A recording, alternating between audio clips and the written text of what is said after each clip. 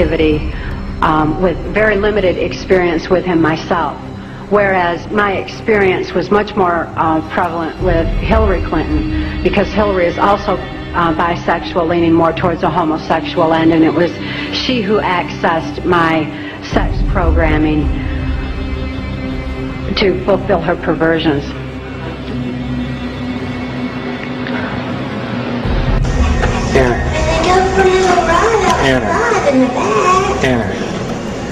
Anna, look at me. Riley thinks you've absolutely lost your mind. Huh? Riley thinks you've lost your mind. I didn't lose my mind. She thinks you have. I didn't. Is this a mushroom trip? Huh? Is this a mushroom trip? Huh? Is this a mushroom trip? What do you mean? I'm kidding. What does that mean? I'm kidding. I said this footage is worth money. Why? What footage? This thing you're looking into? It's a camera. Exactly.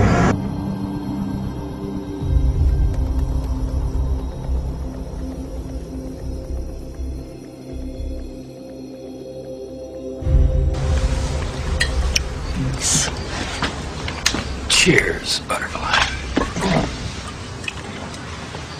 The woods are lovely, dark and deep, and I have promises to keep and miles to go before I sleep. Did you hear me, butterfly? Miles to go before you sleep. Sorry. This is a warning. Seriously, because maybe 90% of you, if not more, somewhere between 90 and 100% of you in this room are programmed. And we're going to talk about that between now and Sunday in various formats. That's why you're attracted to this class. Maybe that's why you were attracted to me in the first place. But almost all of you in this room have some form of programming, whether it was specific or general. And we'll talk about that during the evening and day tomorrow as well. The reason I have a warning up there is because I have to warn you that somewhere between Friday and Saturday, it's a possibility, maybe a likelihood, that I might say a word or a phrase or put something on the blackboard or show something to you, or someone else in the room might discuss something that could trigger you or that could set off an activation of a program within you. And I need you to be aware of that. Now, during the course of the weekend, you will learn certain techniques on self-deprogramming. My name is Bryce Taylor, and I'm a 48-year-old native Californian. My multiple personality condition resulted from what I had first thought in 1986 was solely sexual and ritual abuse. But as I began to remember and heal more of my hidden past, I realized that ritual abuse was merely the mind control, trauma base my pedophile father and others used to condition me for participation in Project Monarch, the Central Intelligence Agency's white slavery operation.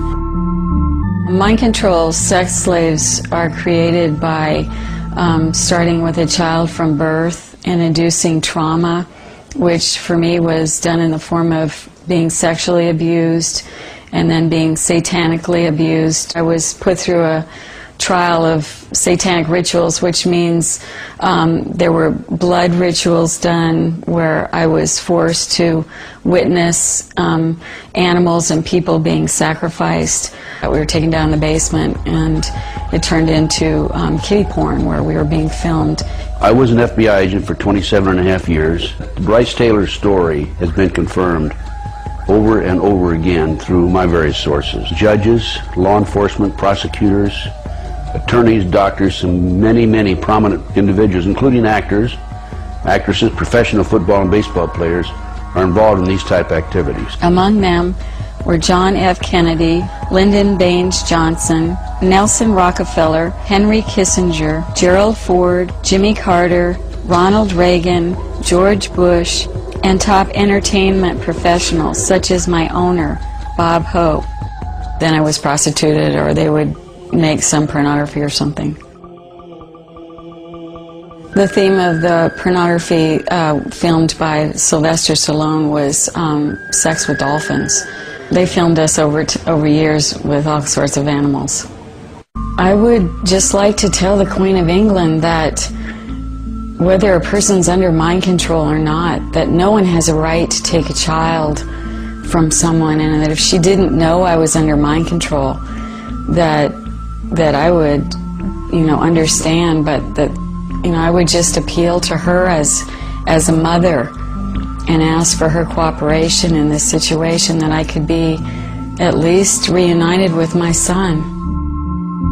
If you go back 225 or 30 years ago, you have what we call the Illuminati that was established in 1776. And the goals of the Illuminati, this is all very well documented, are to take over the world. One of the best ways of taking over the world is to control people's minds.